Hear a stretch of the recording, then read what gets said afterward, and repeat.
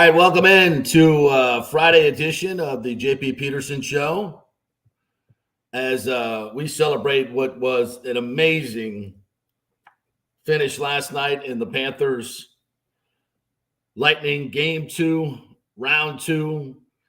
I won't say it was an incredible atmosphere because it was pretty lame in the Rat's Nest last night. Welcome into the JP Peterson Show. Nick Geddes has the day off this morning, but we have got a stellar guest list for you as per usual. Bob Harig is going to join us live from the PGA at 10:15, wind allowing, weather allowing. I mean, it is absolutely blowing a gale, literally a gale out there. And in Tulsa at Southern Hills, gusts up to 40 miles an hour. The rough is extremely penal. The scores yesterday were sky high, and this morning looks a lot tougher.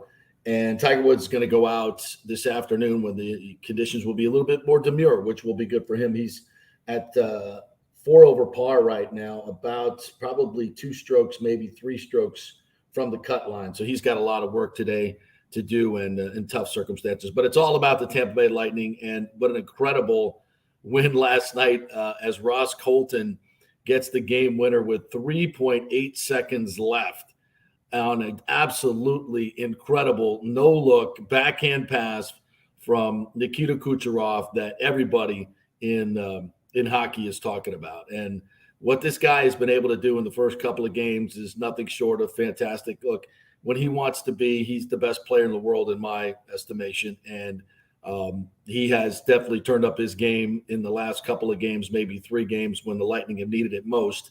And last night was another incredible performance, not only by Kucherov with that pass, but also by the team in general. The Lightning have locked it down these last 3 games when they've needed it most. And it is an incredible display of heart and guts and guile. There's so many adjectives you could use at this point to describe this team, but the one that really hits home for me is gutsy. That was one hell of a gutsy win last night. And even I thought the announcers last night really captured the moment in a very real way, just talking about and showing every time a Lightning player was going down the tunnel and every time a Lightning player would take a shot off the chin or off the face or off the calf or off anywhere, off the hand for Stamkos. And they'd come right back. They go down the tunnel, get stitched up, and come right back. Time and time again, the absolute freaking heart of a champion. And when you talk about what it takes to win the Stanley Cup, it's cliche to say it's the hardest trophy to win in sports. But, I've been blessed enough in my career to be able to be right there in the front line and walking into a dressing room when, guys just play 2.5 overtimes and there's literally pieces of skin falling off their ears and their lips and stitched up and bruised everywhere else. Marty St. Louis having to get his toe drained every game just to go out there and play. I mean, it's incredible, the absolute wear and tear and demolition that these guys go through to play this game. And they just keep coming back. And, it's unusual to see a team that's won 2 Stanley Cups in a row to show this type of hunger and show this type of commitment. But then there they are time and time again. And when the captain is out there doing it, when Steven Stamkos is out there, diving on the ice and laying his body down in front of a 100-mile-an-hour slap shot, how can you as another player not do that? Ryan McDonough. I mean, Chernak last night took one off the chin. He had to get stitched up. Corey Perry took one off the chin of his own doing in the warm-ups. And he comes back out there and plays. It was nothing short of phenomenal. It's just when you look at this team and the way they play hockey, and they can beat you so many different ways. Last night was just an incredible display of guts and guile too, because this is also a team that has been able to match up with some of the best teams and still be able to play in different ways and win in different ways. And that to me was you've seen that on display throughout this run that they've had in the last couple of years. And you saw it on display last night. In the last 3 games, they have allowed just 1 goal in the last 3 games. And that's in contrast to the way played with Toronto or in the first 6 games, they didn't allow less than 3. So when they wanted to lock it down and they had to lock it down in a game 6 and in a game 7, that's exactly what this Lightning team has done. And they come out here with the first 2 games against a very electric Panthers team. And last night, I thought the Panthers came out with incredible energy, hair on fire. You knew it was going to happen, but it just wasn't good enough. It wasn't good enough, and it's because of the commitment of this team.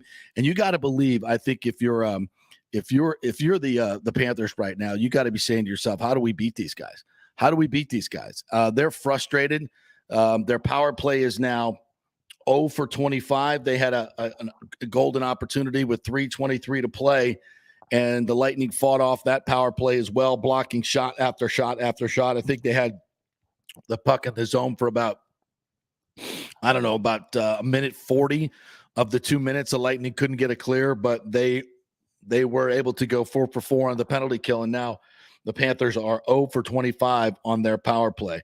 And what do you say? We talk about, Kucherov, and, I put this out on Twitter last night, and it just kind of occurred to me, historically watching sports across the ages, I remember the first time I saw, I think it was Pete Maravich, but I don't know. It made Pete Maravich with the no-look pass, but it was Magic Johnson that really made it a thing, right? Magic Johnson made the no-look pass a thing.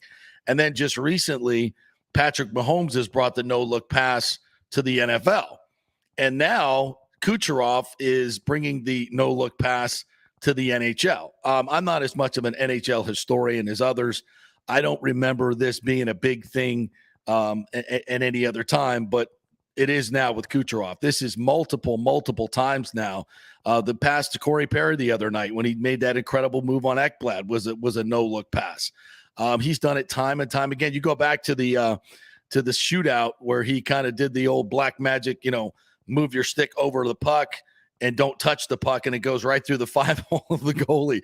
I mean, this dude has a creativity level that is off the freaking charts. And I'm wondering how much he's practicing these no-look passes. But this one last night was just an unbelievable thing of beauty. And not only was it a no-look, it was a backhand one right behind the net that I don't think anybody saw coming. And I think hopefully we can give you a little bit of sound. This is from the broadcast last night, and you could even hear the announcers when they're watching the replay just start to put it all together. Way down in the corner, forcing up the boards. Kucherov trying to find it. At the point, kept in. Kucherov tackling it. Scores! And that sets up this. Backside pressure by Ruda. Gets the puck down low. But how about that pass for Kucherov? Are you kidding me? And wide open left in front is Colton. As the Florida Panthers were exiting the zone too quickly. The giveaway, the great play. And there you go. I mean, what a play by Kucherov. I mean, this one will go down in Lightning history, not only for the timing of it with 3.9 seconds left, but the pure skill of it. I mean, he just sees the game like nobody else does. And how does he see Ross Colton coming to that spot? How does he put it right on his tape without looking? And let's give Colton a lot of credit here. I think Bobrovsky turned and was there, but he takes that pass and just roofs it. And that puck, it looked like it was on its side, which may have actually made it a little bit easier.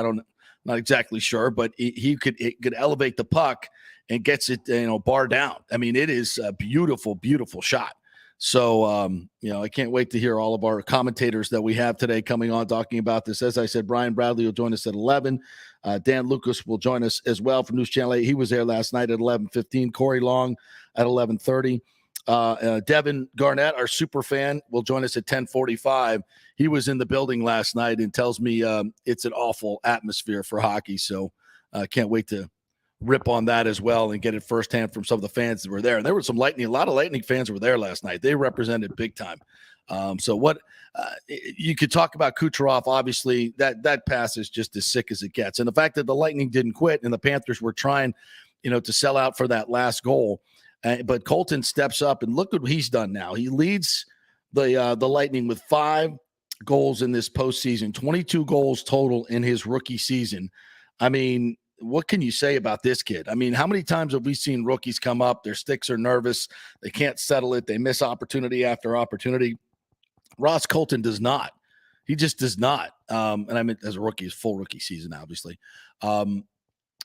This more his second year, obviously. He scored the game winner last year for the Stanley Cup. But you look at the way this guy has been able to just meet the moment every single time. And he's not scared. And those are special players. Those are special players. These things don't happen by accident. And Brandon Hagel and Colton were up on the dais last night, so let's listen to a little bit of their post-game sound. I think just when Coop called my name, I knew that there was like a minute left, so I was kind of just trying to, end the game and kind of not get scored on. So I was trying to sit back and, let the plays come to us. But, I just said in an interview before, like when you're on the ice with Cooch, you got to, be ready for anything. And once I saw the puck get, rim behind the net, just went to the front of the net. And, he's got eyes in the back of his head, as you could see, because I didn't even know that he knew I was there. So and he just put it on he gift wrapped it for me. And, luckily it just squeaked under the bar there. But unbelievable play by him. Is that moment kind of slow at the time? Dan Lucas asking, does a moment come slow? Yeah, once it got rimmed down, I saw it on his stick. I think my eyes lit up a little bit because I knew that it was coming to me. And, I just knew that there wasn't, a lot of room. I just tried to put it on the short side there. Luckily, it, squeaked under the bar. But like I said before, I just, couldn't believe that he got it on my stick. I think when we went in the corner, I just said, like, are you kidding me? Like 10 times because I honestly couldn't believe that he put it on my stick. I think nobody else. Question for Brandon Hagel, who's also on the dais. I think we talked about it a little bit after the game, but obviously that's what winners do. Sacrifice everything on the line for the guy next to you, and I think credit to a bunch of us tonight for doing that. And obviously it's no surprise that the puck ended up on Ross's stick at the end of the game with the amount of Warriors we have in the locker room. It helped out walking through the tunnel there. Like, you came back really quickly. Like, how'd you kind of snap back into it? It's playoffs, I guess, to say the least. I mean, whatever it takes. I mean, you want to go out there and win. It probably doesn't feel good, but got a couple days to rest and go from there. I mean, do whatever it takes. Blocking shots. Just like, is that attitude the fact that, like, that any time you spend like away from the bench, away to the ice, it's all the more seconds you're spending away from the game, and just that desire to get back in it as quickly as you can? Yeah, I mean, obviously, when guys are doing that, especially on the road, I think that's how you gain energy. I mean, obviously the crowd's on the other side, but to gain energy on the bench, get guys on their feet, get guys picking guys up, it feels good. It almost feels better than scoring a goal. The whole team's on their bench, and just that's what it takes to win. So. Also a tight, tough, physical game. Kind of goes down either way, but the way you guys were able to win, and knowing what that means for the series, how much of a boost does that kind of give you guys? Yeah, I think anytime, you go on the road, win 2 games and come home, you're going to have some confidence. But, obviously the President's Trophy winners for a reason. So we are kind of just going to turn the page on this one, enjoy it while we can. But, we know that they're going to come on the road, come out flying just like you saw that tonight. We had to, find a way to match that energy. But, for the most part, I think, we just bought into the system of, it might not look pretty and maybe guys will get frustrated. But, when you're blocking shots and, playing good in the defensive zone, not giving them too much, the offense comes. And, I think you saw that towards the second and third period there. We were getting 2-on-1s and stuff like that. So it starts in the D zone and then, you go from there. That's Ross, Colton, and Brandon Hagel. Of course, Colton scoring the game winner last night. And it's 2-0, but this series is far from over. This is an extremely talented team. And I expect a big pushback from the Panthers. They'll come in and I bet they'll probably win one of these games of these next 2. You're not going to sweep this team. They're too good. They're too talented. They'll get on a roll, and the Lightning will, there'll be points in this series where the Lightning look slow and they're not containing them.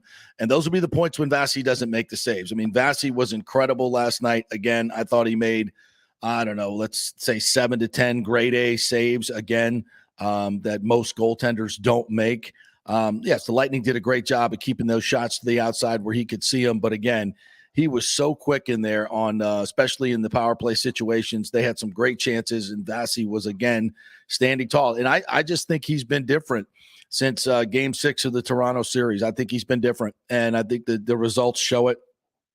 And if we get, this is the formula, as much as we want to talk about the great offensive talent that this team always has, down Braden Point, it's not quite there. They don't have the finishers maybe that they had last year with Goudreau and some of the other Yanni Gord and the guys that we've lost, especially the guys that step up big in the playoffs.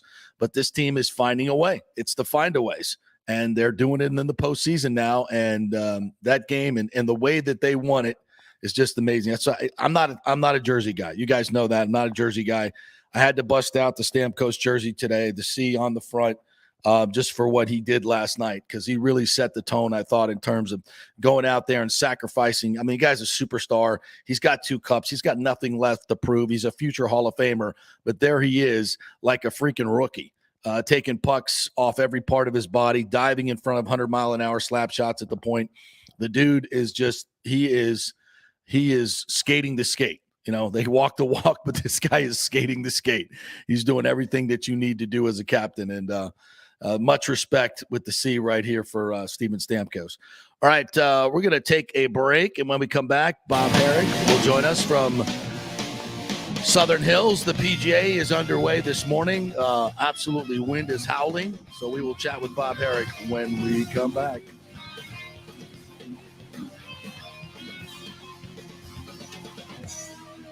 The world economy is in chaos, and mortgage rates are going to go higher in the next few months. Meanwhile, home values are up 24% in some neighborhoods of Tampa Bay. Do not miss this opportunity to refinance your home. Get some much-needed cash to handle skyrocketing inflation and fill up your car. Contact Scott Fitzgerald at American Mortgage Services. Even if you've recently refinanced, Scott can make the deal work because he charges no lender fees like the big boys do.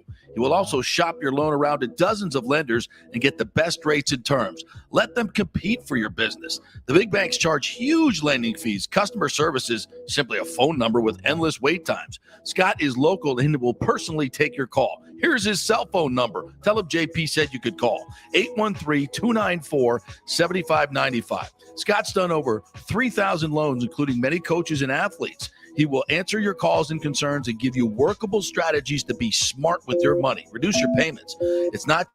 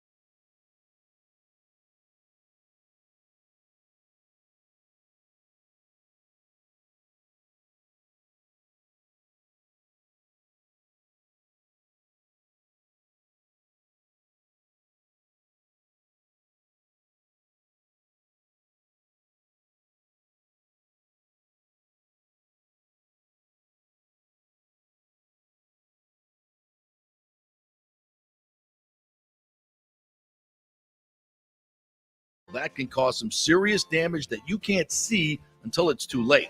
Is it becoming an eyesore? Have you contacted the builder and just can't get any relief?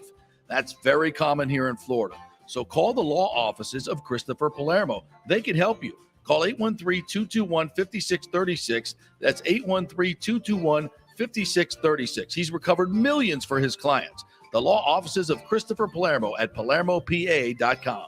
Coming back at you. Now, more with JP on FanStream Sports. It's only just begun. All right, welcome back to the JP Peterson Show, brought to you by the law offices of Christopher Palermo.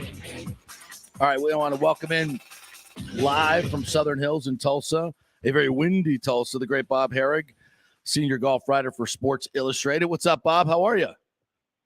I'm doing well, JP. Thank you. Hey, you were telling me in the break there that you had a long day. I know you were up early with Tiger yesterday, but you did catch a little bit of the hockey game last night. Your beloved Lightning, the end of it. Yeah, it was crazy because I was working and trying to follow it a little bit, and I didn't get out of there until late, and I got back to my room, and I was sort of scurrying to turn it on because I knew it was late. And I turn it on right when Stamkos commits the tripping penalty. And there couldn't have been 3 minutes left in the game at this point. Yeah, 3:23. A tie game, and and I know the stat. The Panthers haven't scored a power play goal the whole playoffs. I'm thinking, wow, now this will be the time, right? Total doomsday thinking, and they kill it off, and I'm like, okay, wow, I guess they're going to go to overtime. I hope they survive with all these guys getting hurt, and just, amazing, just like everybody I'm sure is saying that how you just cannot let up for 2 seconds, because that's what they did. And that great pass behind the net from Kucherov, it's just incredible. Still, I've been watching some of the highlights this morning trying to find them. It's pretty wild. I went with a bunch of friends of mine. We were watching it at Palmacia. They did a little watch party, and we kind of left and went home and watched the third period. Everybody just kind of would go home and watch third period at home. And then I'm sitting there with me and my dog. I'm like high-fiving my dog. I didn't have anybody else to high-five. I'm like, what? I mean, I'm just flabbergasted. I mean, you cover the guys that just show some of the most unbelievable skill. I mean, the greatest players in the world with what they can do with a golf ball and how they can turn it. And it's you yourself sometimes are probably at a gasp at what these guys can do. Do you look at Kucherov and say the same thing?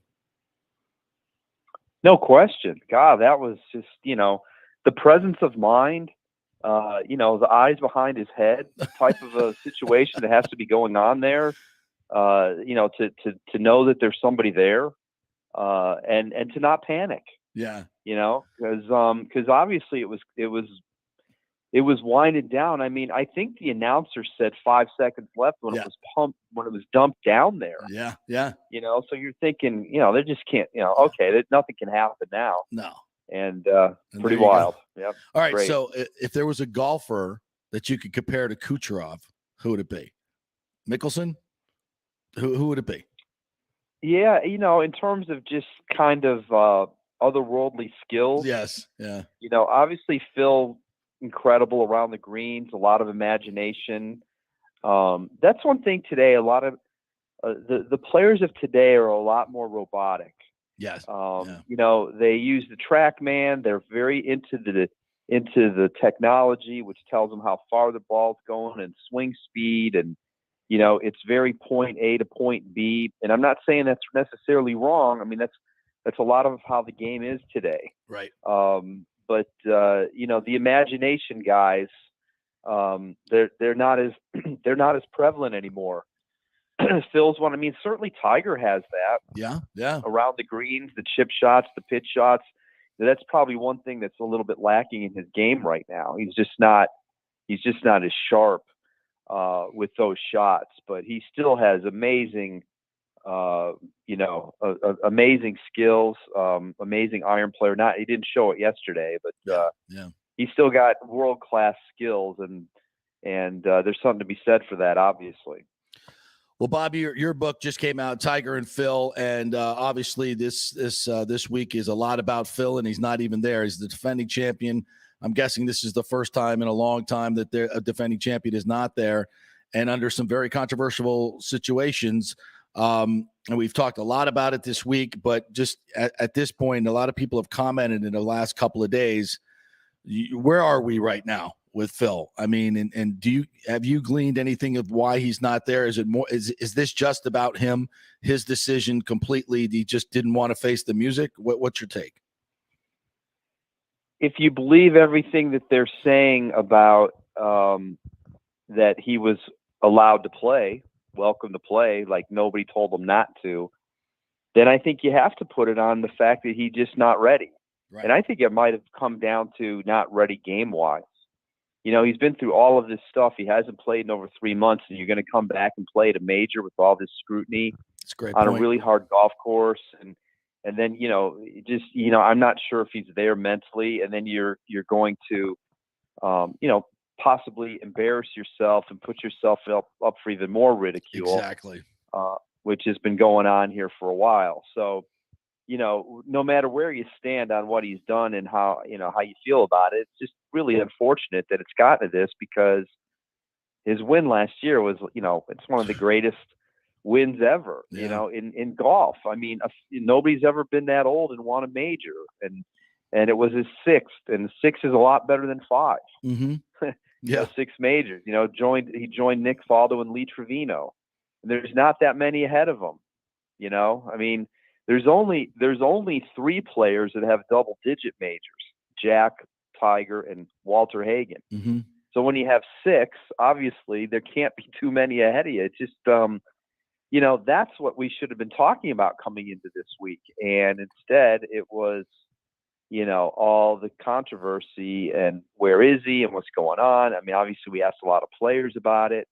Tiger made his feelings known. I thought he handled that question very, very well. You know, he probably couldn't answer it any better. He didn't pile on. He said it's a shame he's not here. You know, he's popular, great win, but he also made it clear that, you know, he disagrees with Phil. You know, he said, I don't share his opinion about the PGA Tour. And, you know, so they're sort of on opposite sides of this. And my guess is while he didn't say it, my guess is Tiger's not feeling a whole lot of sympathy for him. He acknowledged that he hadn't reached out to him. He hadn't called him. Not that he should. Right. But you know, if he had, I think that would have been interesting. To say the least.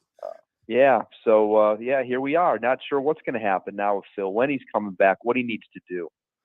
Yeah, I think you nailed it. I haven't heard a lot of people talk about the golf part of this, and I think you nailed it, because look how, I mean, there were some people that were embarrassed yesterday, and I'm not saying Tiger was one of them, but that was, you know, I was less than expected. You know, goes out and birdies the first hole, hits it to 3 feet, and at some point he either injured it or re-injured it or something, tweaked it, I guess maybe is a good word, his right leg, and he bogeyed 6 of the last 8 holes. And it's a tough golf course. It is brutal out there. I can see it. And I just kind of, when I'm watching it at the end, I'm like, is this what we're going to see from Tiger if he keeps competing? And if this is what he's going to do, if this is the way he can compete, I don't know how much longer he's going to compete, because he's too proud to put that out there. Because it wasn't just the score. It's just there was a lot of bad shots. And I just feel like physically he just couldn't do it. What's your take? Yeah, I think, I don't know. I'm sort of the mindset that we have to give him a bad day. Oh yeah. And you know, but are there going to be more of those? Yeah. Is it, you know, he looked pretty darn good through 5 holes. Yeah. Obviously it's 18 holes, but you know, really nice birdie at the 10th, his first hole. You know, he played the 11th, which is a par 3, really nicely, a safe shot to the middle of the green to a sucker pin. You know, he hit a very poor wedge though on 13, a par 5. He laid up. He kind of like, I don't know. I mean, he didn't blade it, but he hit it too heavy and went over the green. He did that on the 9th hole, or the 18th hole, also his 9th. Clearly there was a little something off with his iron play. You know, he missed 11 greens. Yeah. After driving it nicely, he hit 10 of 14 fairways. You know, that's but he missed 11 greens. You know, and then his short game's not sharp. And on after he birdied 14, a par 3, really nice approach inside of Rory and Spieth, rolls it in, gets it 200, and he goes to the 15th tee, which is a shortish par 4. It's under 400. And, you know, he was playing safely. He takes out a 2-iron to just drill it down the middle, and he kind of shanked it. Yeah. You know, and that led to a bogey, and he just was never the same after that. Yeah. You know, we didn't get enough questions with him, and it's an awkward one to ask. But it's like, you know, in golf, anybody who's ever hit a shank, the hardest shot in golf is the one after the next shank. one. Yeah. Because it's in your head, right? Yeah, you don't know what's going to happen. Thinking, it's like, did that get in Tiger's head? You know, because he really didn't hit his irons very well after that. And, you know, he might have disputed that it was a shank, but so it might have been an awkward question to ask. But, you know, it sure seemed like that one went off the hosel. Yeah. And the direction that it went. So, and then, of course, he clearly did something over his final 9 holes that made his leg feel worse. Yeah. Like, he wasn't showing it to the extent that he was until about 3 or 4 holes to go, and it looked like he was favoring it. And he's not one to admit it as much, and he did afterward. Yeah. So, he's had 24 hours to hopefully, try to feel better. I don't know if that's enough time. He's got to probably get under par today to make the cut, although it's really whipping out there today. Oh. So, it's possible that people come back. Yeah. We'll see. I mean, he needs the reps. He needs the rest. He needs the reps. It's not a good formula at this point. Yeah. Especially if he's going to play in so few events. I got to ask you this, because I think it's, being a long time press member myself, you're always going through your head when you're about to ask a question, like, how is this going to go over, especially in such a public forum? The world is watching this press conference, and Bob Harig is saying in his head, should I say he shanked that one? Because what if Tiger Woods disagrees with me and dare I say that Tiger Woods shanked one? Now, recent Tiger Woods might laugh it off and go, yeah, Bob, I shanked that one. Or you never know if you might get old Tiger Woods and go, what the hell are you talking about? I don't shank anything. So was that going through your head at all? Did you ask? Yeah. Unfortunately, they only gave us a few minutes with them. And, I asked him a question about what does the pain in his right leg, mean? Like, what does it keep him from doing? And that's when he answered and he said, I can't load. It hurts to load off the back. It hurts to turn. It hurts to even walk, and then that was the last question. Yeah. And I probably, if we would have had like 10 questions, I probably ask him, did you miss what happened on the 15th tee? What was that? Yeah. And see if he goes there. Okay. Good plan. Good plan. Because, and he might have just, Seth, he might have just admitted, God, I shanked it. Yeah.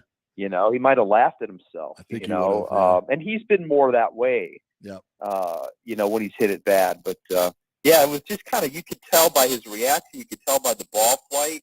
It sounded kind of funny. I was out there and I was like, I was expecting him to drill a 2-iron 270 yards down the middle. Yeah.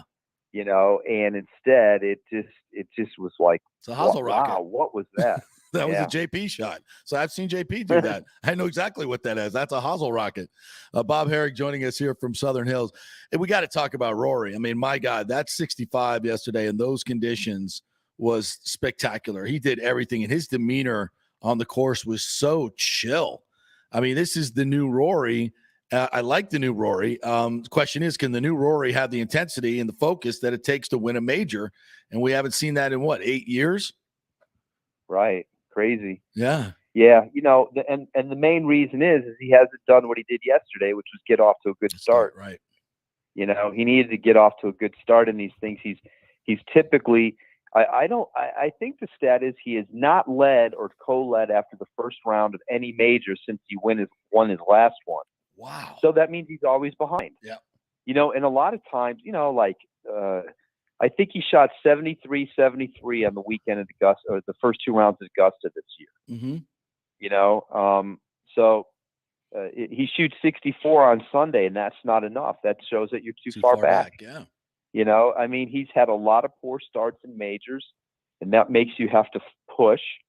And there aren't a lot of 64s at majors on the weekend. And so in order to shoot them, you have to really, really be on, and you probably have to take some chances.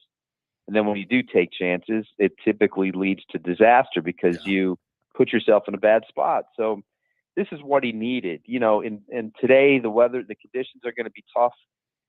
That's good. He's ahead of everybody. Yeah. He can maybe try to shoot around par, depending on what it allows him. And if he loses any ground, it won't be much. And that way he'll be right there on the weekend. It's so huge to get off to a good start. It's not likely that you come from way back in majors. It's just too hard. It's hard to go really low. That can happen in a tour event. You can be 10 back after 36 holes and, shoot a couple of 65s on the weekend and maybe get back in it, but that's not as likely here. And so he's given himself one of the best opportunities he's had now since he won the PGA in 2014. Well, Justin Thomas is out this morning. He's 4 under par, 1 back of McIlroy, and he's almost done with his round, or Yeah, he started on the back, and now he's through 6 on the front. So that's impressive. If you can be at 4 or 5 under after today, you're in great shape. And Joaquin Neiman, who kind of honed his game at Saddlebrook for many, many years, won in L.A., is 3 under and just hit it to about 4 feet. Can he be a factor this week and win his first major? Sure. He's a world-class player himself. He won at the Genesis earlier this year, and doesn't have a lot of wins, but he's a young guy. Yeah. He's stood up to these guys a few times. And, I think the guys who are out there now and who can maybe, just post a score are in a good shape, because while it is windy, I don't know that it's as bad as it's going to be. And so, and then it's supposed to calm down later in the day. So Rory, who's not teeing off until 1:30 local time, 1:36, 2:36 Eastern, maybe the last 4, 5, 6 holes will have calmed down. So then he's got to kind of weather the early part. And good luck to him. But again, because he's given himself a little cushion. I mean, you're right. Justin Thomas is up there. He's another guy who has, he's kind of due as well, and been frustrated at not getting it done in the big tournaments. All right, Bob, the book, how's the book doing? I know it's out now. Tell me a little bit about it and how everybody can get it. Yeah, I've gotten a lot of nice response. Tiger and Phil, golf's most fascinating rivalry. As I keep saying, I need to add an addendum or a couple of more chapters for the paperback, because things have kept going after a couple things have happened. I pretty much had to have it all done at the end of the year, and here we are. I don't think any of us foresaw Tiger playing in the Masters. We certainly didn't foresee what's going on with Phil. It's just kind of an amazing, happenstance here, what's going on with these guys. But it's available on Amazon, or, I know it's in Barnes and Noble. It's in a lot of places right now. So I appreciate the plug. Thank you. Perfect Father's Day gift. Absolutely. And you'll see Bob around here, and he'll be more than happy to autograph it for you. So there you go. Bob, hey, always great to chat with you. Thank you for taking time out of your busy schedule to join us here. The fans really, really appreciate it. And we'll chat with you down the line. Thanks, partner. Sounds good, man. Thank you. Great Bob Harig right there. I'm watching, keeping an eye on this for you as we do the show. And I produce the show myself today. So I got a lot of things going on here, folks. I'm juggling a lot. So McIlroy still in the lead at 5 under par, teeing off at 236. Justin Thomas has just parred number 6. So he's got, 3 holes to go at 4 under par. Zalatoris tees off later. He's is 4 under par. Hoagie at 4 under. He tees off later at 3 o'clock. And Matt Kuchar at 220. We got to get his caddy on here too. Would be great to see Kuchar win his first major at Southern Hills, a storied venue, which is kind of a little weird, by the way. If you haven't noticed, there are literally tee boxes that are so far back. They've stretched this course out so long that these guys are firing shots over greens where guys are playing. I'm like, what's this, some kind of muni? It's not. It's one of the most storied courses around, but they've had to lengthen it to put a little bit more teeth in it because it's so undulating. They can't really fire up the greens to a high stimp meter level like you'd see at most majors, because you wouldn't get the ball to stop. There'd be no places they could put the pins. So it's a little different venue, but and you've also seen guys really struggle from the bunker yesterday. These bunkers, guys complaining that there wasn't enough sand in the bunkers. It's a different type of granular sand, and the ball just does not check like they're used to. So they're having to really, recalibrate how they hit sand shots. And for a lot of guys, you saw a lot of problems with it yesterday. I think it looks like they're definitely compensating today and figuring it out, because it's what they do. But it's a brutally hard course, and with the wind blowing this morning, I think it's going to lay down more in the afternoon. At least that's the forecast. So the guys that went early yesterday and are going late today, I think might have the best advantage, and that's McIlroy, that's Tiger, that's that whole group, Kuchar, Zalatoris, Hoagie, those guys. So anybody that was flipped is probably going to have a really hard time contending. And that's just, that's the draw. It happens in majors. And at least for Tiger, it's going to give him some time to rest the leg and get back out there. I don't know. You can never tell with Tiger, obviously, because he defies all logic. But what we saw yesterday might be more of the norm, where he can come out and play well early on and just not have the stamina to bring it home, especially on a course like this with a lot of undulations. It's hard to walk. I don't know how much people have talked about this, but John Daly's got a card out there. And I know Tiger would never ask for one, but it's almost like, can somebody give him a cart? Because we want him to be able to compete. And there's no doubt that would help him. I mean, somebody give him a cart. It would be a tremendous, but it also kind of shows, especially vis-a-vis what Phil was talking about with the tour and these new tours. And I mean, Tiger could, he could start his own damn tour if he wanted to and take all the money, but he's never done that or never thought about that or even thought about participating in these other super tours that in a way that would, basically compromise the entire PGA tour. Because this is not about the players at the top. The players at the top are going to make a lot of money. But they'd make more money if they went in with Greg Norman, this LIV tour. But those tours basically do is just say, nobody wants to watch 30 to 150. We're taking the top 30, and those will be the guys. Well, what happens to the other guys? They just languish on a tour that nobody cares about. It's like saying, we're going to play NFL football with just the top 100 guys. We're going to play, 7-on-7. It doesn't work that way. And, Tiger could be the first one to take advantage of those types of deals, but he hasn't done it.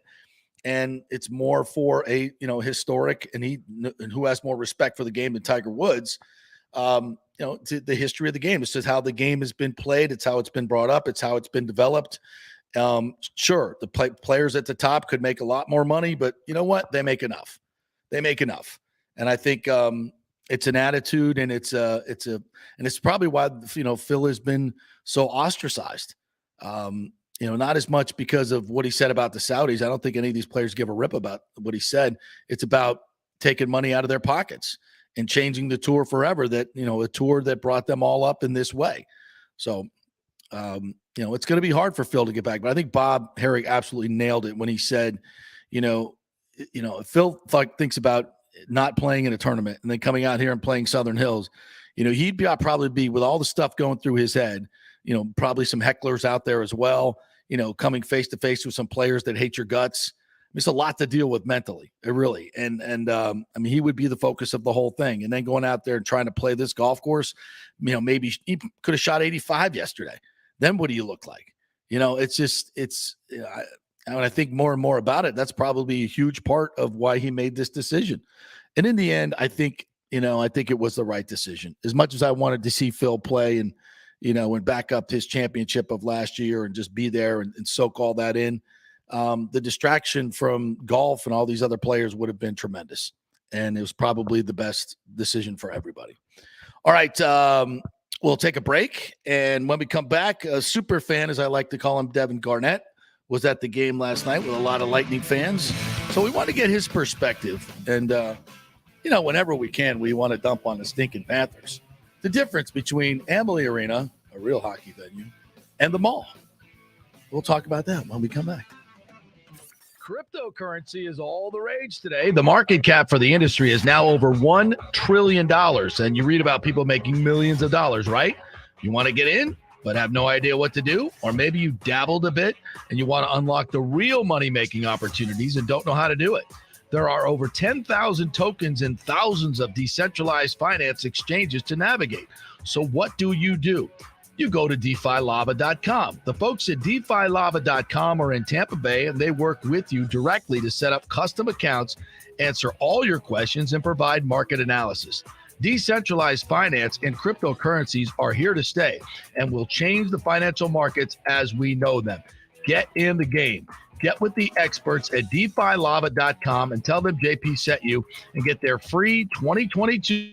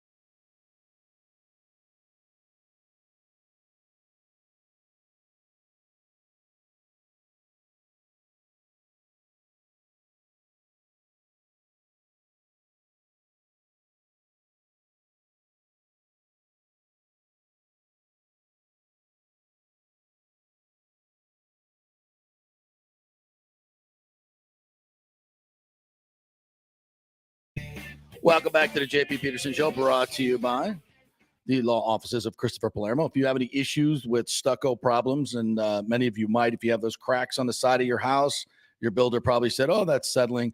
Well, it could also be defective stucco. A lot of the local builders in this area have been using a product that is not very good, quite frankly, and it led to a lot of problems with houses. So you could have some water damage behind those cracks that you don't even know about, may not know about for 2 or 3 years.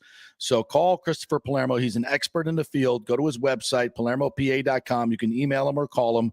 The contact information is right there, and he will find out and let you know whether you have a case or not. It's a free call. You got nothing to lose. So don't find out 3 or 4 years from now that you've had huge water damage and your warranty runs out. Give him a call now at palermopa.com. All right, want to bring in our good friend of the show, Devin Garnett. I call him the super fan of all Tampa Bay sports. He was at the game last night. What's up, my friend? How are you? All right. On again. No, there you are. Sorry, had you potted down. What was it like last night there at the stinking Panthers Mall Arena, whatever the hell they call that down there, the Rat's Nest? JP, we completely took that place over. It was insane. We showed up maybe around 4:30, 5 o'clock. Started tailgating, blasting Thunderstruck in their parking lot. You know, trolling them, telling them, you don't have any cups, or enjoy your last home game. Screaming Bolton 4, and nobody did anything. Like, no one checked us. No one tried to talk shit back to us. They just sat there and took it. And if someone did that in my stadium, I'm checking you. I'm saying something. Yes. Even if we're not the favorite to win or anything, I'm still checking you. Even the bad days when the Bucks were horrible and opposing fans would come take over Raymond James. Yeah, I'm still saying shit. I'm gonna still talk my shit and defend my home turf. Yes. They didn't do any of that. Weak ass shit. That's so stinking Panthers. That's so Panthers. They were all concerned about the Miami Heat game. They're all watching that, and then they got double busted there. Boston took them to the woodshed there. So I'm literally standing in the line at the bathroom. I think after the first period, we were up 1-0 right after the first, right. And I see them watching the Heat game, and I'm like, "Yo, you were in the middle of a playoff hockey game, and you're watching the Heat game, screaming, 'Let's go Heat!' What? I just think back to Michael Wilbon's comments where he's like, "They don't care about hockey." Right, yeah, right. You should say that about the Florida Panthers. They don't give a shit. Hey, if you want to talk about an SEC hockey team, you talk about them, but they're not good enough to be in the SEC. Look, they're more of an American, Sun Belt type of conference, Yes, they're Cincinnati. That's what they are. They had a good year. Too much credit. Maybe USF. Oh, nicely played there. Nicely played. So how many Lightning fans were there last night? What was the ratio, you think? I'd say about 20% of the stadium was Lightning fans. That's kind of a lot. 15 to 20% for a playoff game. Yeah, absolutely. So there was a lot of red in there, but they're just quiet. Yeah, but we had a bunch of Bolts fans in a suite above us. I don't know if you saw it on the Lightning's page, but they're like, let them hear you guys. We started a "Let's Go Lightning" chant in the stadium after the game. And, yeah, I mean it got pretty loud then. I had one guy tell me, "Yeah, enjoy your ride back to Tampa where there's nothing but trailer homes." And I'm like, "You are literally a fucking idiot." This is the most moved to city, one of the top 5 moved to cities right now, about to surpass Miami for, places that people are moving to. And he's just talking shit. He's mad. And I told him to kind of fuck off. And that place down there, I grew up down there, and it's way different than it was when I grew up down there. I mean, completely different. I mean, the traffic down there, ridiculous. Yeah, sure. You got Fisher Island, you got some place like that. We got beautiful areas here as well. Our prices are almost getting to their prices. That's the worst part about it. But I mean, it's the quality of life is so much better here than there. It's not even close. It's not even close. It's so crowded down there. You can't get into restaurants. You can't do any. You can't. The traffic is ridiculous. I mean, I know we have a couple of bad spots in rush hour. You can't go anywhere 24/7 if you live down there. It's awful. It's terrible. And I'll take not only our lifestyle, but the people that we have here are so much nicer, so much kinder, so much more everything. And our sports, I mean, come on. It's not even close. Top it's notch. not even freaking It just made me realize, close. like, just being in that stadium, like, we're walking in and it's like, it sounds like a funeral. And first of all, you come in and you can see it from Alligator Alley. Right. Like, of course. It's literally in the middle of the swamp. Like, it's not – people think, like, if they're, like, Fort Lauderdale. No. They're in the fucking swamp. Like, you can see it from fucking Alligator Alley. Yeah. You walk in, no one is screaming, let's go Panthers or nothing. The concourse is just quiet. So me being loud, you know, when I see Lightning fans, you know, I'm screaming, go Bolts. We're starting chants in their own stadium. And it's like, bro, defend your turf. And then for you to try to come after, you know, Tampa Bay and what we have here, like, you got the wrong one. But, like, our city is very, very nice. And we live where people vacation. Yes, exactly. So, and now they move here. Exactly. And by the way, they got plenty of trailer parks down there too. So tell me about Devin Garnett joining us here, super fan, Bolts fan, went down to the Panthers game last night. So tell me about the last goal. Like, what are you guys doing? Are you getting ready for overtime? And then when it happens, like, what's the reaction? So to rewind just a little bit, maybe like, you know, beginning of the third, middle of the third, they were dominating to the point where, like, I'm on the edge of my seat. I'm like, you know, at least we got a goal on the board. You know, it's going to be a close one. I had the under, so I was happy about that. Nice. But I truly thought we were going to lose, like, just the flow of it. In the last, you know, 3-4 minutes, we're pressuring them. Yeah. And I'm like, you know, we're going to win this. Well, then, you know, there's 20 seconds left, and I'm preparing. I was like, of course. Like, I have to drive back to Tampa tonight. It's going. Oh, man, did we lose him? And then Cooch goes behind the net. And I'm not kidding, JP. That was such a quick snapshot on the net. It took me 3 seconds after. Like, when they're in the corner celebrating, like, on the glass, that's when I realized we scored because it was that quick. Like, I blinked. Yeah. And that pass was on a stick in the back of the net. It was incredible. And the silence in that building, oh, my God. There is nothing like being an away fan and just hearing the energy get sucked out of a building. It was amazing. We were going nuts. I got my phone out. I'm throwing up deuces signs in Panther fans' face. It was amazing. Oh, my. It is the best feeling in the world. Yeah, I remember being in Calgary for Game 6 in the 0-4 run. And when Marty scored, it was the loudest, most silent place I've ever heard of in the world, if you know what I'm talking about.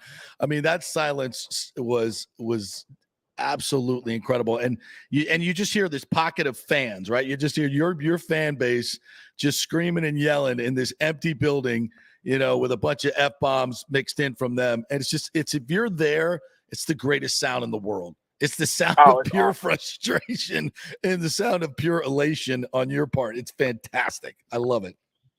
The greatest thing, too, is every time they go on the power play, and I'm screaming at them, you know, why are you guys celebrating? Like, this is not a good thing for you guys. If you guys don't score on the power play, you need to be, you know, on some 5-on-5 hockey because that's the way you scored your goals.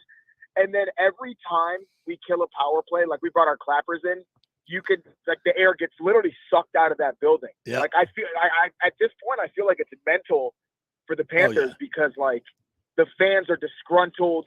You know, any pass they make, you know, shoot, like the coaches in the stands, you know, telling them what to do every single time. It's like, let the boys work. But every time they went on the power play, they did go.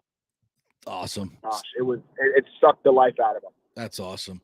Well, listen, Devin, great stuff as always, man. I appreciate you jumping on, and I appreciate your fandom. I mean, you're one of the guys that goes to other venues. You go on the road for the Bucks, the Rays, the Bolts. I mean, you are the epitome of what a sports fan is, man. So we really appreciate you coming on and appreciate what you do. And, you know, and it shows the passion that we have for our sports here. And it's, you know, Tampa Bay used to be a place that was ridiculed for many, many things, but times have changed. And like you say, it's the third most popular place for people to move in America, probably the world. I'm okay with it now. You can stop coming Just starting to get too crowded. So Yeah, prices are please. going too high. I mean, at one time we wanted this, and now I'm like, okay, we're good. We're good. Yeah. But I appreciate your fandom, brother. You're the best. Thank you, man. Appreciate it. Thanks for having me on. Yep. Go Bolts. Bolts. Bolts in 4, baby. Come on. I don't know about that, but we'll take it. Thanks. Devin Garnett right there, buddy. Just laying it out. That's how you go on the road and kick some ass and take some names with you on the way back. Look, it's all in good fun. We're not talking about any type of violence. We're not, but this is good. It's chirping. It's part of sports, keep it somewhat respectful, but we don't need to get into violence or anything like that, but you're chirping them. That's the fun part. And, it's a great part of sports. And when you can go to another venue like that and do it, and I always say that about Lightning fans. I mean, sometimes we get a little pissed because, we're a destination. We're a tourist destination. Other fans are going to come into our building. And as I always say, welcome them because they're leaving with an L. Thank you for your money. Thank you for your donation to the Kucherov Scholarship Fund and have a good time and take your L. It's a beautiful thing. And if by chance they do win, you tip your cap and say, thanks again for the money. So it's a win-win, right? So but it's a great part of sports. All right, we'll take a quick break. When we come back, Brian Bradley will join us. I'm not sure if he went to the game or not, but we'll find out in just a little bit. But anyway, we'll get his analysis on Nikita Kucherov. What the heck is he? Is he building a legacy of the no-look pass in hockey? What is the history of the no-look pass in hockey? This is a personal quest I have to find out more about this. Who better to ask than Brian Bradley? And we will do it next. They will. The world economy is in chaos, and mortgage rates are going to go higher in the next few months. Meanwhile, home values are up 24% in some neighborhoods.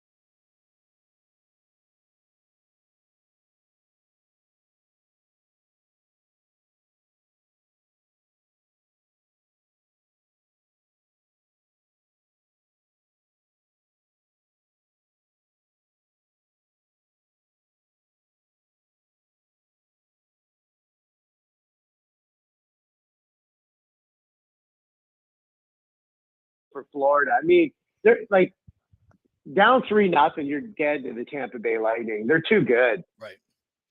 And you know what? Now I got to ask you about this because I'm not. I started following hockey in '97 when I got here, to be quite honest with you, and got into it and studied the game. But before that, not much.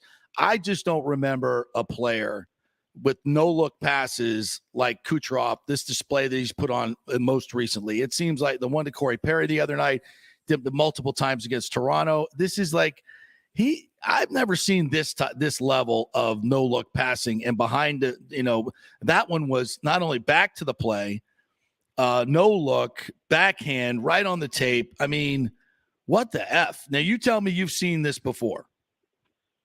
Oh yeah, you know what? But I will say this. You know what? Talking about the game, last night, Vasilevsky was amazing when he had to be. Just what an amazing goaltender. I mean, and he's picked it up from game 6 and 7 against Toronto to games 1 and 2. This is the Vazzy we now know. And this is the Vazzy other teams are like, oh my God, he's back.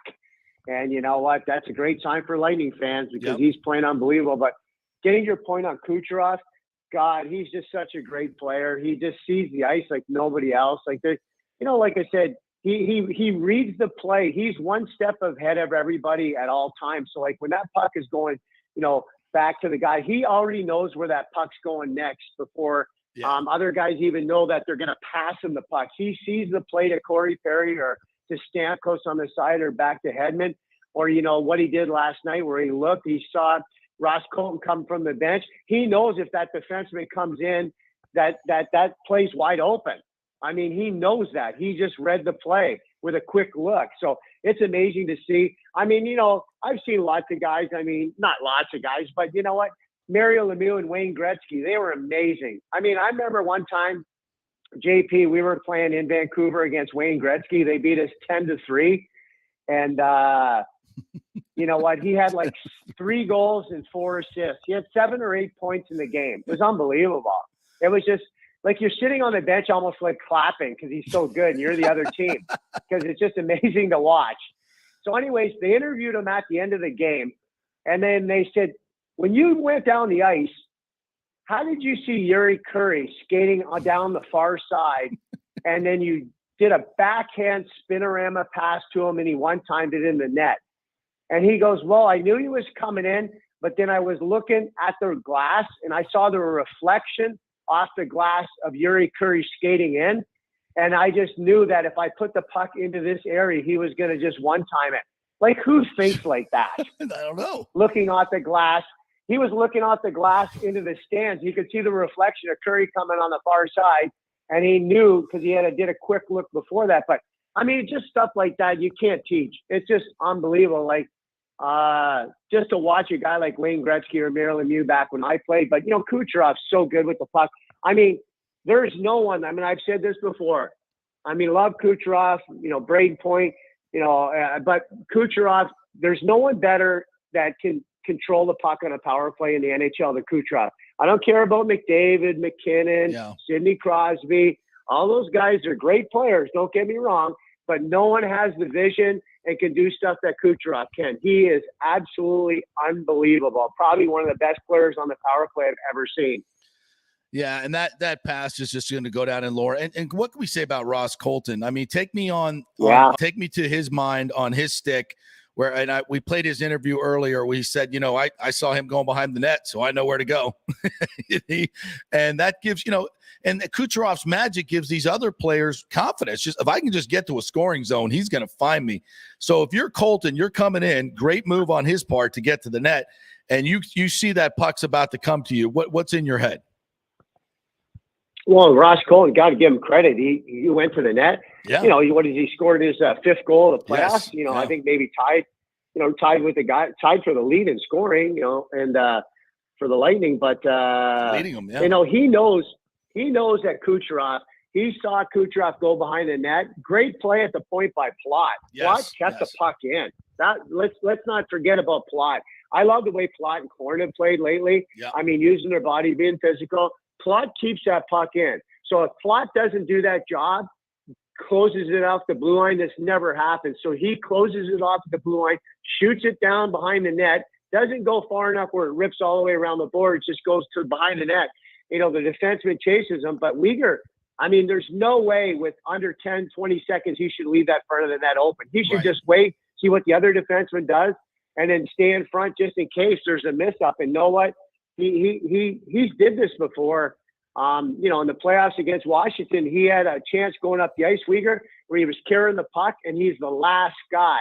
And guess what Weegar did? He tried to beat the last guy. Washington stripped the puck and went in and scored a goal. Can't do that. Yep. Those are just bad mistakes.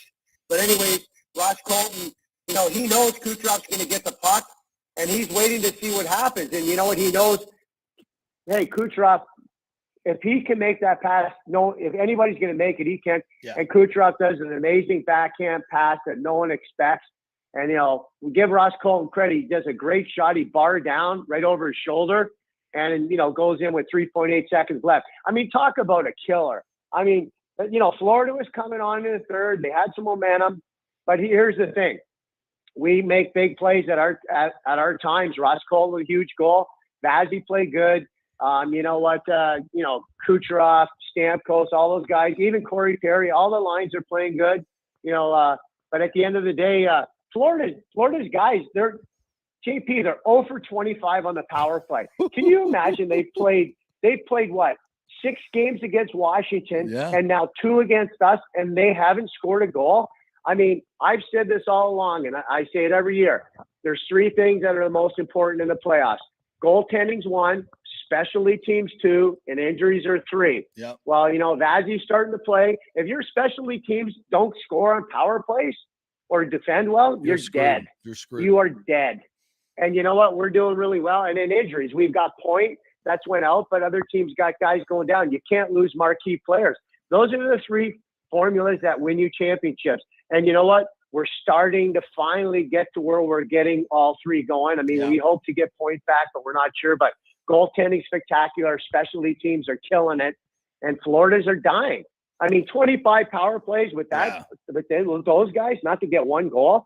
Like, to me, it's a joke. It's got to be in their head now at some point. Brian Bradley joining us here. And back to the Colton goal. I got to ask you about this too. It looked like that puck was on its side. Is that it wasn't flat on the ice? Is that harder or easier to roof it like that in that situation? Because that shot by Colton was world class, right under the bar. Oh yeah, it was a great shot. I mean, you want it flat.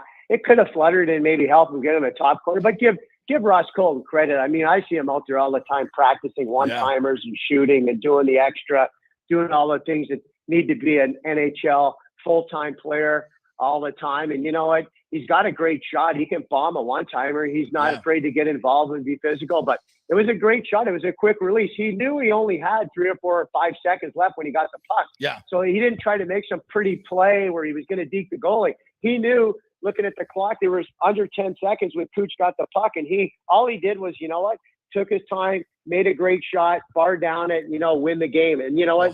Thank God, it was a quick release. And you know what? You can't blame Bobrovsky. He played really well. Let's not forget, he made some big time saves against some of our guys. So at the end of the day, both goalies played good. But what does Florida do now?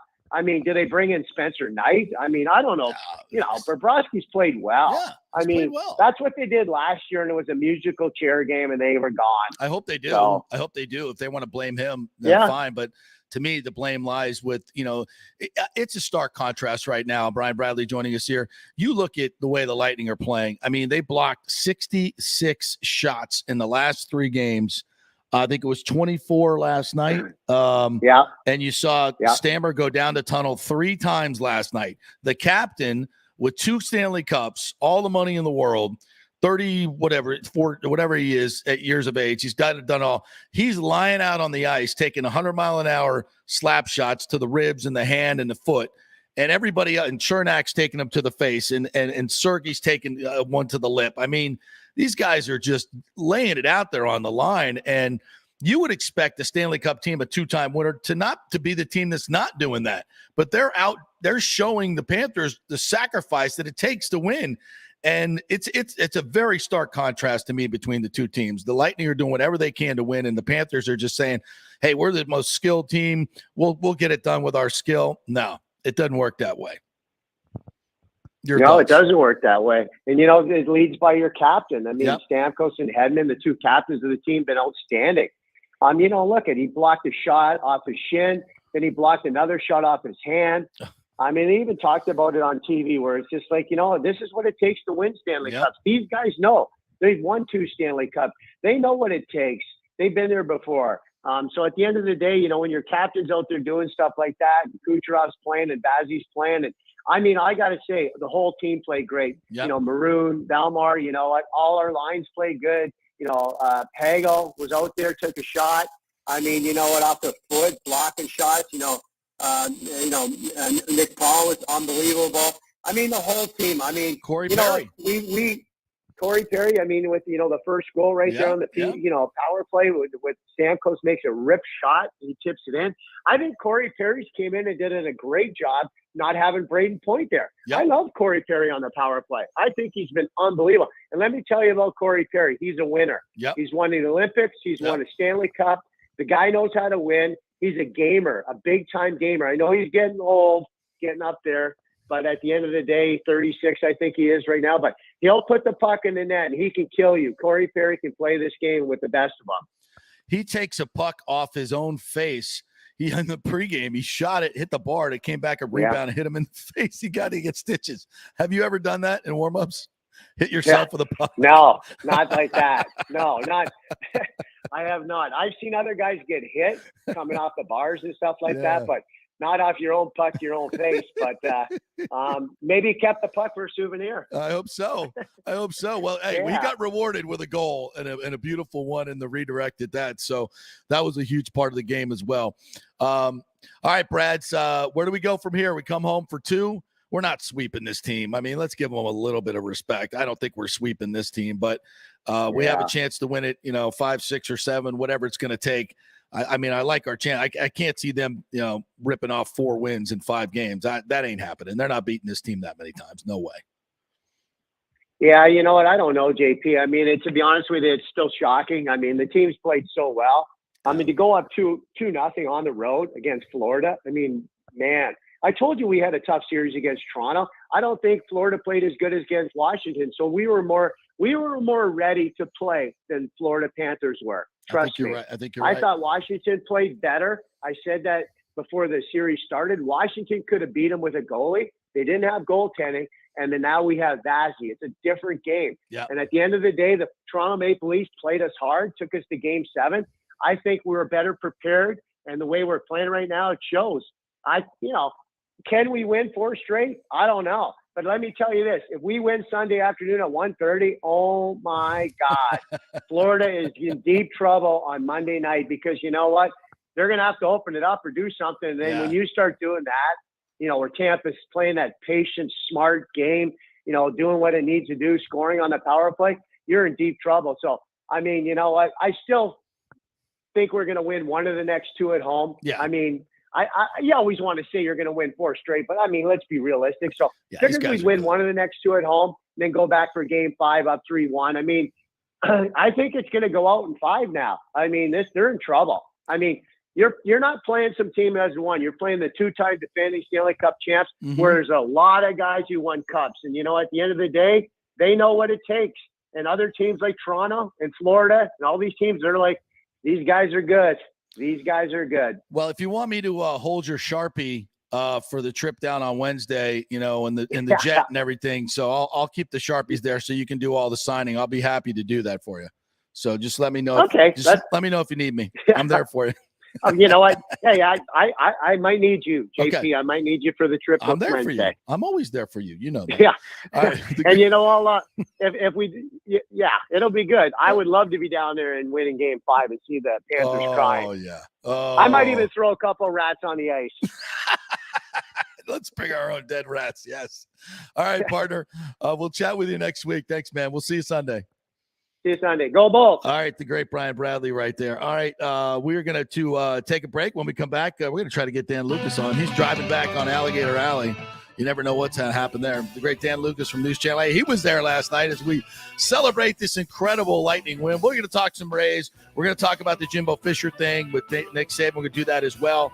That's all coming your way. Stay with us. Italiano Insurance has been serving and working in our community for over 60 years, and it's not just about insuring all the pieces of your life. Italiano is a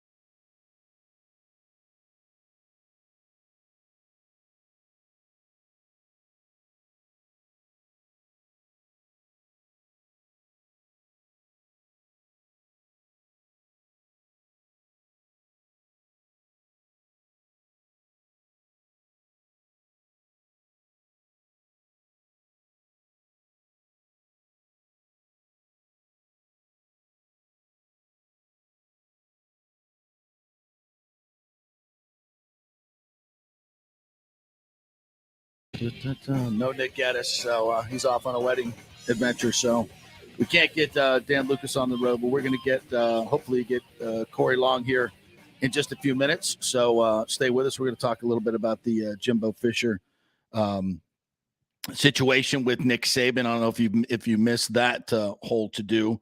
Also, the Rays are back in action tonight as they travel to Baltimore. The Orioles. It's our first look at the new configuration to Camden Yards. They moved left field back like 27 feet and built the wall 5 feet higher. So it's going to be much harder to hit home runs. All the position players for the Orioles absolutely hate it. Can't stand it. Aaron Judge, I think, was bitching about it the other day and then hit 2 home runs to left field. So it's, we'll see how it goes for it. It's the same for both teams. So, I can't multitask anymore, folks. So while I'm trying to do this, I'm not going to lie to you. I got to text Dan Lucas, tell him we'll catch him next time. Having a little issue with our system here, so we will do that. There we go. So we'll watch tonight as the Rays and the Orioles go at it, and we'll wait for our Lightning to play on Sunday now. Because in case you're catching up, the Lightning would have normally played on Saturday night, but there's a Kane Brown concert, and you do not reschedule Kane Brown for Lightning hockey. That's just the way it goes. There's too many crazy fans out there. I say that with all due respect. But these concerts are set, long months and months, if not years in advance, and it's hard to move them. And in this situation, it's going to force a back-to-back, but I don't know. Now that it's 2-0 Lightning, does that favor the Lightning? Does it favor the Panthers? I don't know. I guess the Panthers are a little bit younger team. Maybe it does, but it's the same for both teams. I think if you're bitching about it, you're probably bitching about the wrong stuff. So, whatever. The Lightning, both teams got to do it. You're up 2-0 right now, and you just won 2 in their building. If you lose this series and you say it's because you had to play a back-to-back, no, that's not the case. Keep you up to date on what's going on at the PGA. Justin Thomas has, I guess, finished his round now, teed off on the backside, and it's at 4 under par. That's going to stand up really, really well today. Joaquin Niemann, who grew up playing at Saddlebrook here, so we kind of consider him a local guy from Chile, is at 4 under par on the just completed the 5th hole. So he's almost done with his round and hanging in there in these 40-mile-an-hour gusts out at Southern Hills in Tulsa. The weather forecast is for it to lay down a little bit in the afternoon. So the guys that went early yesterday and really took advantage of the softer conditions, like Rory McIlroy, will definitely have the better draw, and they'll be able to play in, I think, easier conditions. But we'll see. The wind could sustain as well. Not to say that it's going to be easy in any way, because it's brutal out there. So McIlroy is at 5 under par, and we'll keep you posted. And I don't see anybody doing anything this morning going low at all. So we'll Justin Thomas at 4 under par. It's been a while since he's won a major. Joaquin Niemann there as well. And Tiger's going to tee off, I think, at 2-something today, after shooting a 4 over par 74 yesterday. At one point had it to 2 under and was looking good, but you could just tell, he tweaked something. The Bob Harig was on earlier with us today and talked about he hit a hosel rocket on like 15 or 16 on his 2-iron, and that just kind of seemed to get him unsettled the rest of the way. And he hit a lot of fairways, I think 11 of 14 fairways, but only hit, I want to say 6 or 7 greens on the day. He's one of the lowest in greens in regulation, and that's very unlike Tiger, because his wedge game and his iron game is really, really good. And he said after the round that he really couldn't load up on that right side, so that was really keeping an issue. That's an issue for him. And you just wonder, I mean, when he came out and he played that great first round at Augusta, I mean, everybody was like, whoa, Tiger's back. And he's, the injury didn't keep him from playing and contending in majors. And then, of course, he faded as the weekend went on. And, and that's what it is with Tiger. I mean, he can come out and I'm good as I once was, but can he sustain it? And that's going to be the question. And right now it's hard, even within a round or within a tournament, to sustain that. That's what makes these majors so hard to win. You've got to have stamina. And, for older players to win majors like Phil did last year, that's what makes it so tough, is you got to be mentally focused and physically focused and right on at your max for 4 days. And it's tough to do. You let it slip for one shot, double bogey costs you the tournament. So, for Tiger, can he, mentally, I think he can do it. To me, it's just physically right now. Can he overcome it physically? And this may be what Tiger Woods is for the remainder of his career. that he, shows flashes of brilliance, can put a round together here and there, but to sustain it is a little bit, it's too much. It's hard to ask. So we'll see. I mean, doubt Tiger at your peril, right? I mean, anytime you do, he goes out and does something that is just unbelievable. So I don't know. Maybe this is just the way it's going to be for the rest of his career. But it's always great to see him out there, and maybe he catches lightning in a bottle one week and is able to put it all together. And of course, this is just his second tournament back from the injuries, and he's gotten markedly stronger even in the 5 weeks since the Masters.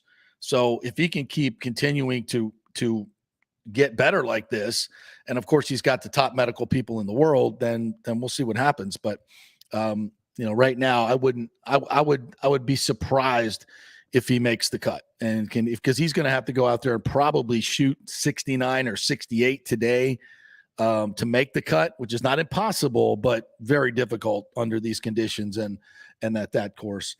Justin Thomas is lining up a birdie on his final hole for the co-lead, and probably by the end of the day will be the leader, unless McIlroy can back up that 65 from yesterday, and he's going to par that hole. So Thomas will finish at 4 under par.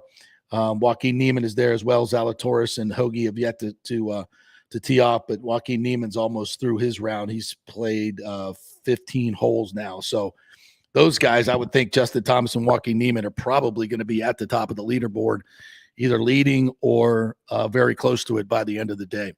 All right, we'll take another break here, and when we come back, we'll get Corey Long on, and we'll hear him. We're going to talk a little bit about the Lightning, of course. He covers the Lightning, but also for Walter Football covers college football, the Jimbo Fisher-Nick Saban showdown. Very interesting. So we'll chat with Corey Long next about that. The world economy is in chaos, and mortgage rates are going to go higher in the next few months. Meanwhile, home values are up 24% in some neighborhoods of Tampa Bay. Do not miss this opportunity to refinance your home, get some much-needed cash to handle skyrocketing inflation, and fill up your car. Contact Scott Fitzgerald at American Mortgage Services. Even if you've recently refinanced, Scott can make the deal work because he charges no lender fees like the big boys do. He will also shop your loan around to dozens of lenders and get the best rates and terms. Let them compete for your business. The big banks charge huge lending fees. Customer service is simply a phone number with endless wait times. Scott is local and will personally take your call. Here's his cell phone number. Tell him JP said you could call. 813-294-7595. Scott's done over 3,000 loans, including many coaches and athletes. He will answer your calls and concerns and give you workable strategies to be smart with your money. Reduce your payments. It's not just what you make, it's what you keep. 813-294-7595 or email him at scott@amstampa.com. The health professionals at Bay Area Modern Medical Center want you to know it's time to commit to a new healthy lifestyle. It's literally a matter of life and death. 42% of Americans are considered obese, and being obese made you 3 times more likely to be hospitalized.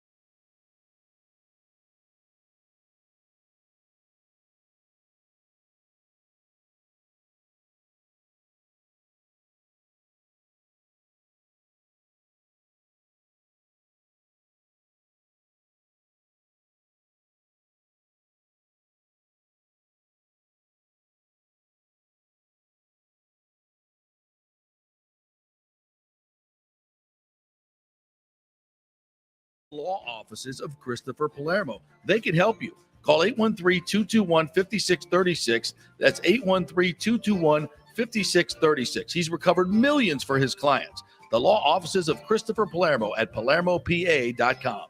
Pure sports. JP is back on. Welcome back. FanStream Sports. All right, welcome back. JP Peterson Show brought to you by Bay Area Modern Medical Center. If you're looking to lose weight, get back in good health, or do testosterone replacement therapy, that's the place to go. BAMMC.com is the website. Find out all their contact information there. Christopher Lugo will help you out, works with the military, can keep you in tip-top shape as well. That's BAMMC.com. All right, let's welcome in our good friend Corey Long, covers the Lightning for NHL.com, also covers college football for Walter Football. So we're going to get into all kinds of things here. What's up, Corey? How are you? I'm doing well. How are you doing? Well, not as I can't. We talked a lot of Lightning, so I'm going to start with the old Jimbo Fisher, Nick Saban feud because it's so fun with you, and I know you know all the background here as far as what's going on in recruiting. So, what did you make of yesterday's little feud, my friend? Well, I mean, I've definitely known Jimbo for a very long time.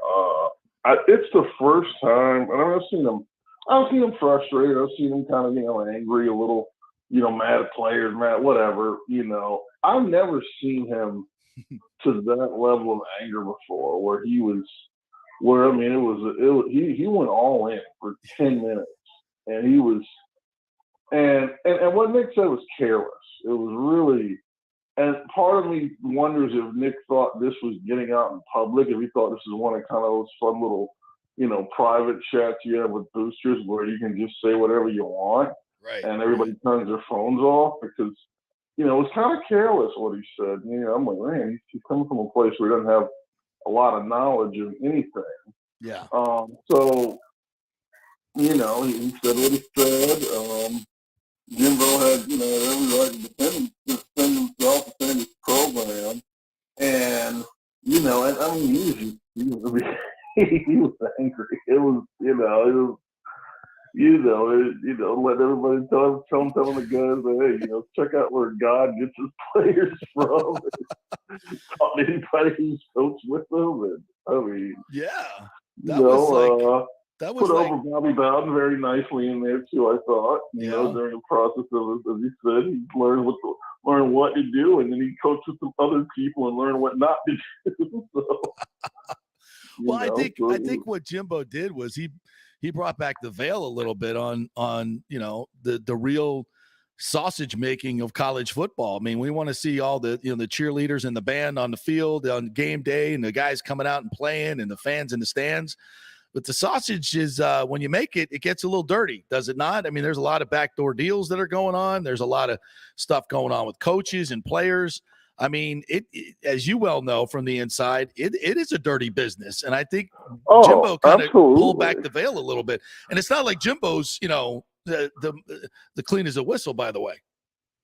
No, and and that's the idea of, and I mean, I think what really angered and what got the SEC commissioner's attention is that there's been a promise, and they made this promise a while ago that they were going to stop accusing each other of cheating. Right. That it's hey, we're going to have honor amongst thieves around here. It's going to be a different way, and all of a sudden, this is what we get. You get really, your top coach in your league, your two top coaches in your league, sniping at each other quite viciously. There wasn't they weren't leaving a lot to the imagination there.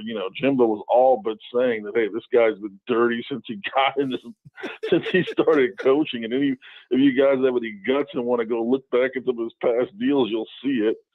You're like, oh, okay, all right. Well, and then we got Dion gets involved as well because Saban called him out, basically called Travis Hunter out.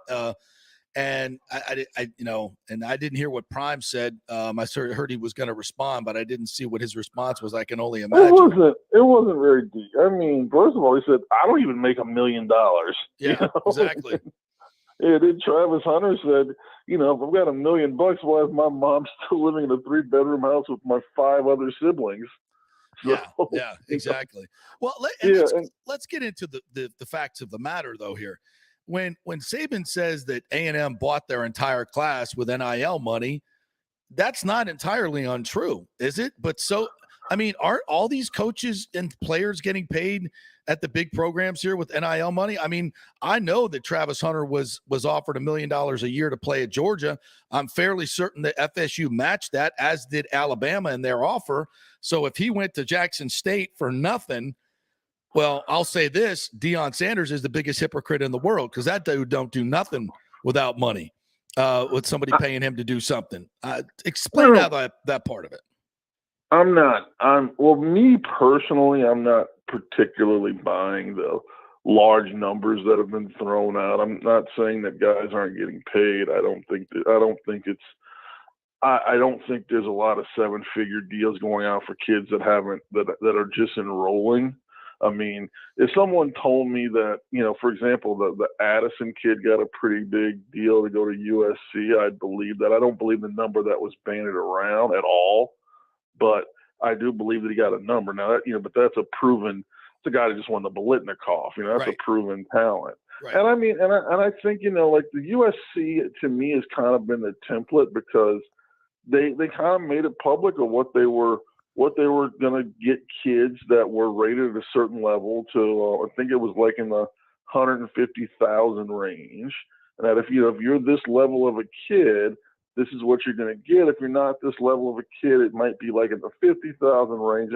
And that's just on there. And now, other deals come.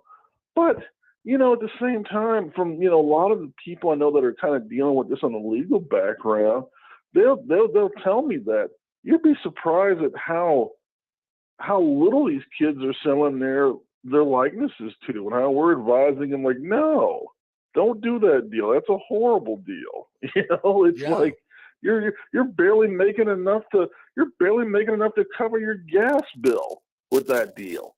So, I think here's the thing. First of all, two things that coaches have to do.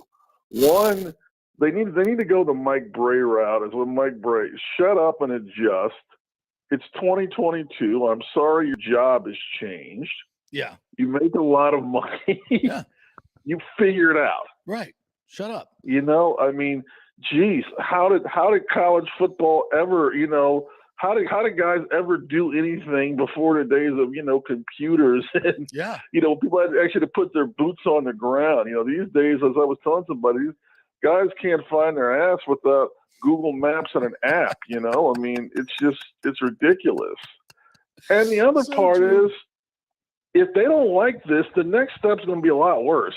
Next step's going to be just straight up revenue sharing. Yeah. Which means you got to cut all the fat out of your programs. This means you can't hire 50 analysts on your staff anymore. Right. And you actually have to go do some work.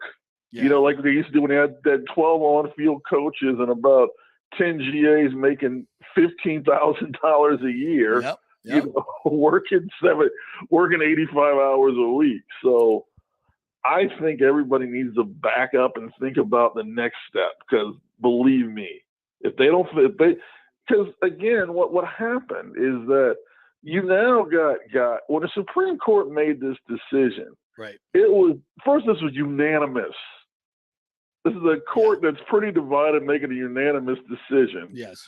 And they're telling you very simply, we don't have any skin in this. We don't care. Like, we don't care about your sanctity of college football, whatever. We're just looking at this from the raw standpoint of that you can't have free labor. Exactly. So then what happens is more people that don't have it, that don't really care about college football, don't watch it, they get to start making decisions that are going to hurt you even worse. Exactly. So I really think they got to suck this one up and start. And they've had their little say, they've had their little period to whine. Now you got to suck it up and deal with it, because I can at least see.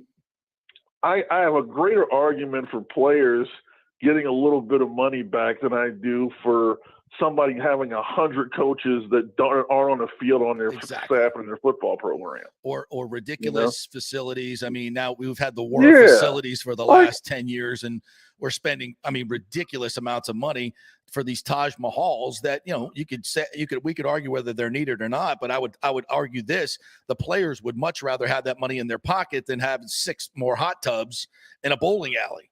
I would think. Exactly. Right? The players can take their girlfriends out the Pirates Cove and play mini golf with the extra money that they'd be making. Exactly. They don't need to have one on the football program, the football office. And it forces all these other schools to go out and spend $80 million on an indoor facility that maybe they don't need, or a football only facility, because Alabama's done it. You want to recruit against them, you better put one up instead of the money going to the player. And of course the schools don't like it. And because the money that used to go to them is now going to the players through these NIL deals, the boosters are giving it directly to the players. And then you have the NCAA coming out like last week saying, hey, wait a minute, these NIL collectives are actually boosters. How the hell did that happen? That's against the rules. Really? You can't do that. They just figured that one out. What I love is how they're going to investigate these things. And I'm thinking, I'm sure boosters are worried about an investigation that'll take, 20 years? Well, it has no teeth. What are they going to do? They can't even sanction the schools anymore. The NCAA is complete, because if they do, then they can sue them for sanctioning them, because this court's already ruled that it's legal. So it's so them actually coming out and saying we're going to stop this booster NIL stuff is a joke. It's like, yo, dude, see the train in the distance, already gone. So what is that even about? What is the NCAA talking about? I have no idea. All I was thinking about is I'm like, these guys there's no booster that's worried about the NCAA taking, fine, investigate, take all the time you want, you will. What is there to investigate? By the time you find something, I'll probably be dead. Yeah. Okay. So, but plus it's already out in the open. I mean, what is there to investigate? And half of these collectives, if you're not in Florida, are actually being run by the universities. They know they're being run by universities, exactly. It's a mess. And I could just say, how does it get fixed? Because I know that they all conferences met this offseason. I know they tried to come up with something that would be collective and fair for everybody.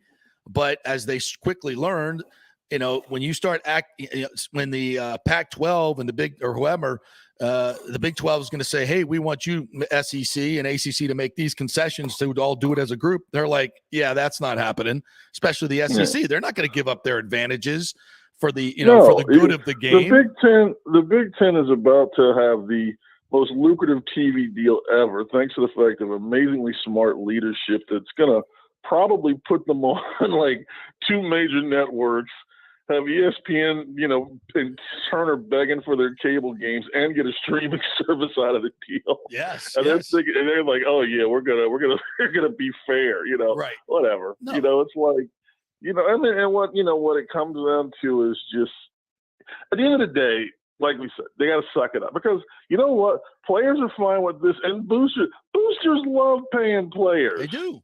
They want to do that. They're like, come on, we've always wanted to pay these guys. Yes. Come on to my ranch and let's go fishing together. It makes them feel good. It makes them feel important. It makes them feel part of the program. It's always been part of college football. They love, little pats on the back. They love being buddies with some of the top players. Exactly. It's great. It's a great thing. All right. Quick thought on the Lightning and what you saw last night in the last few seconds, man.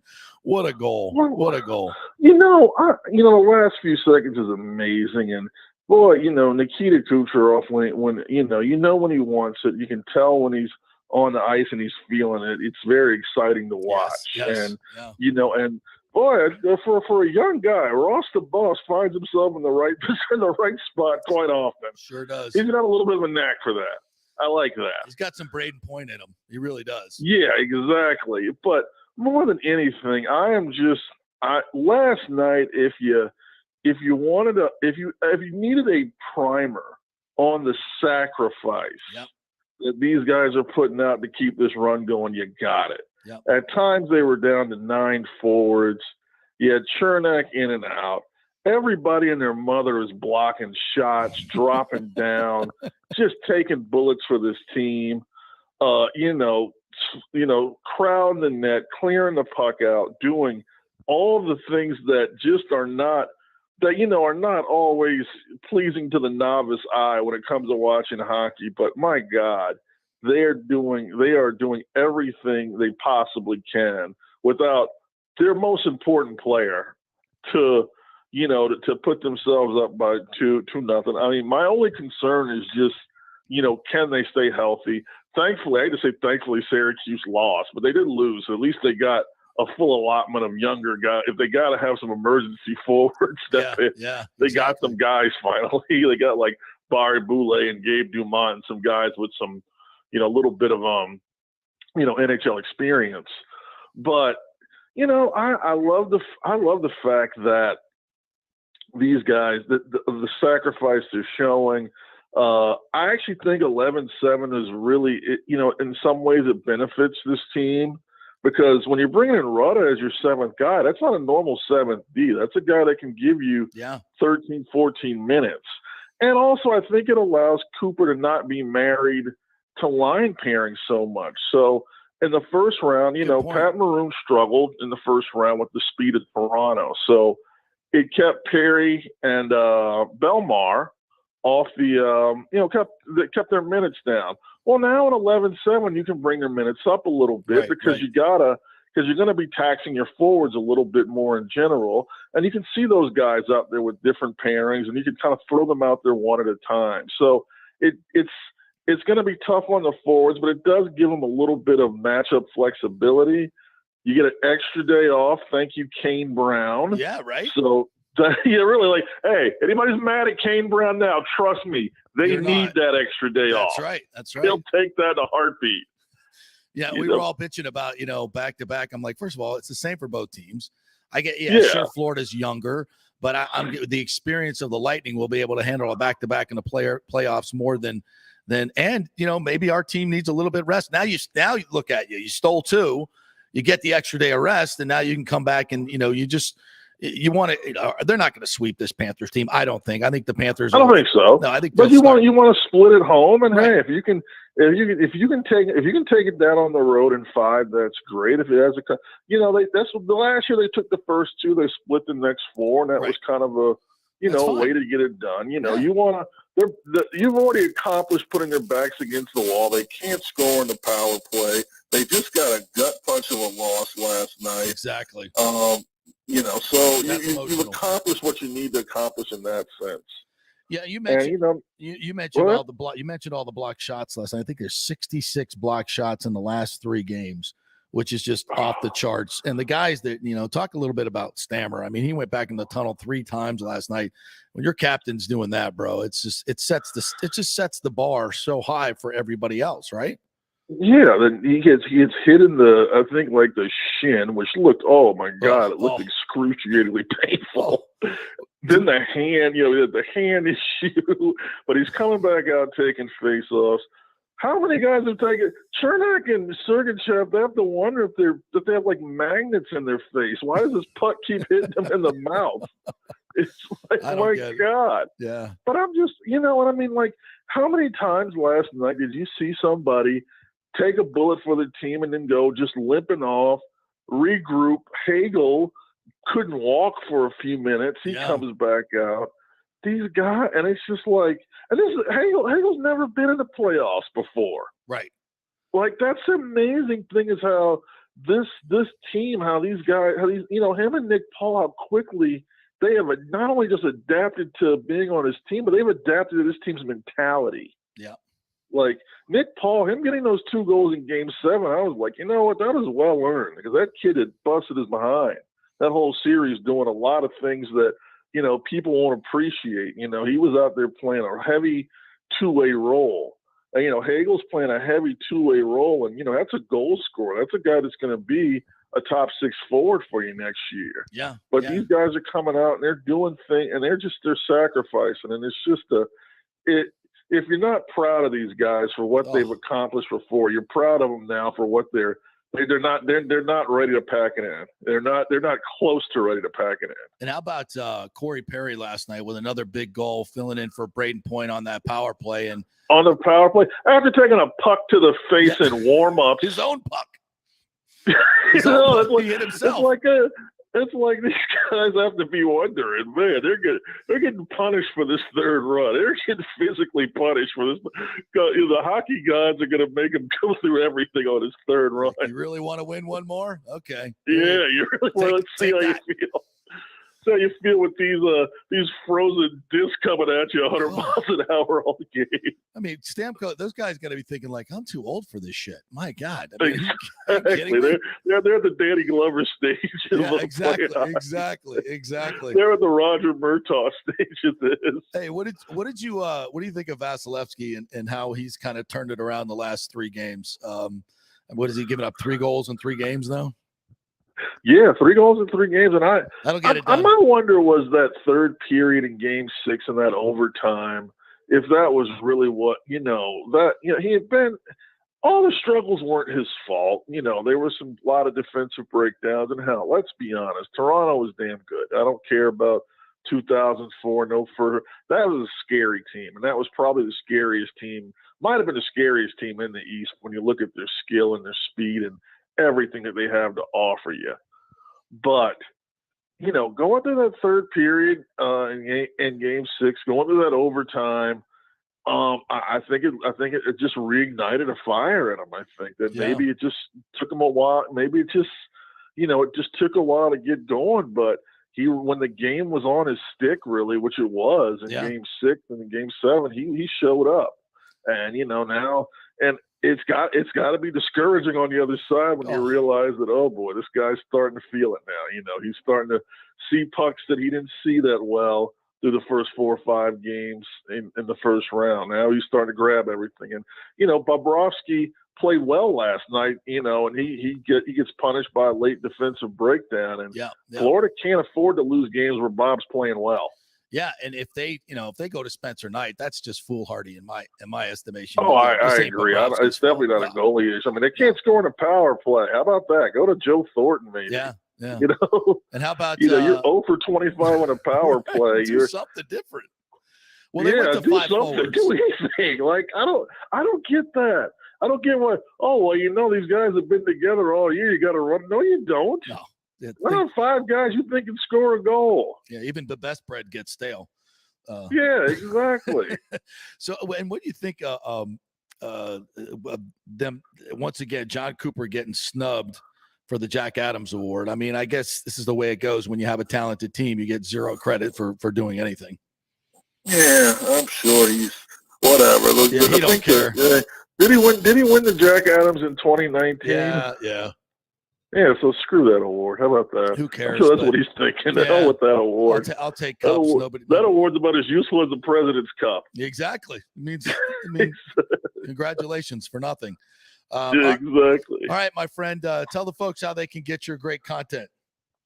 Corey Long at Corey Long on Twitter. CoreyLong. I was on for a bit last night during the game.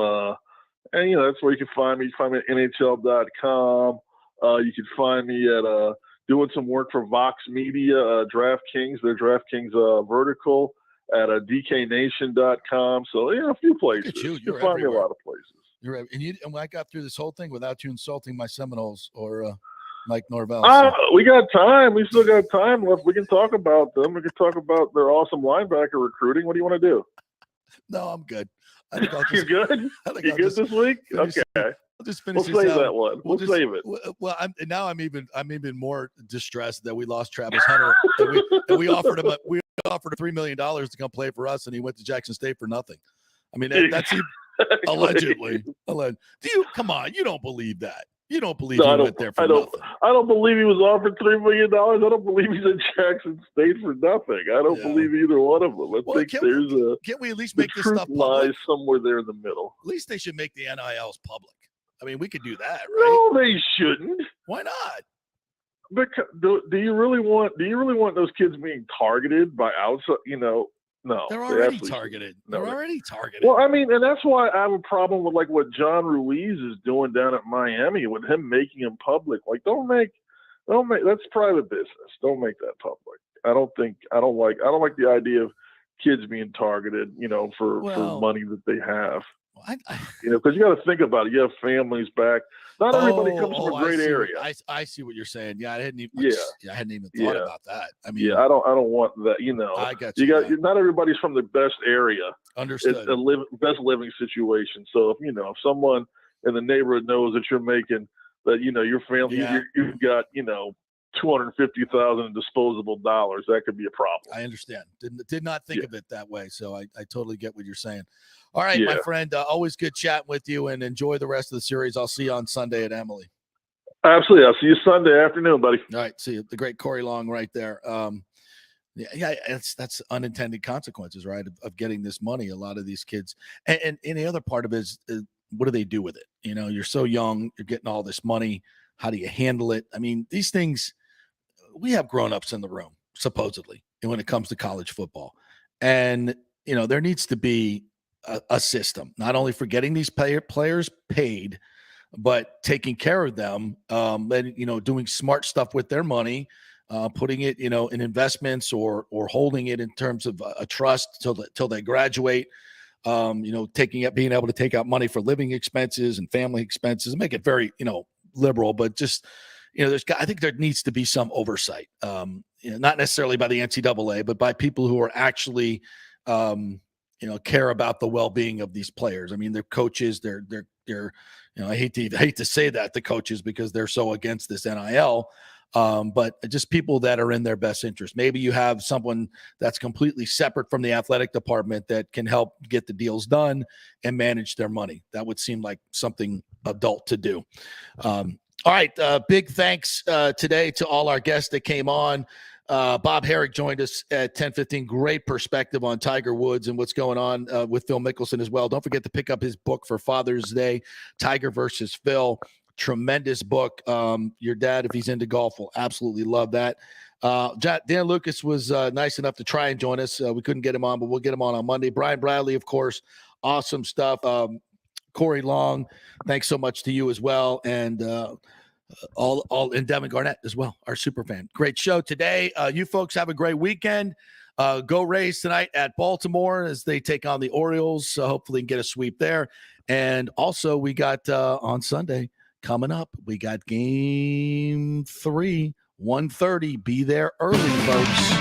And get there for all the great stuff that Lightning Vision's going to prepare for you. We'll have great retrospectives on the big board, some great videos for you. Probably celebrating that great that win last night. You might see that Kucherov to Colton goal.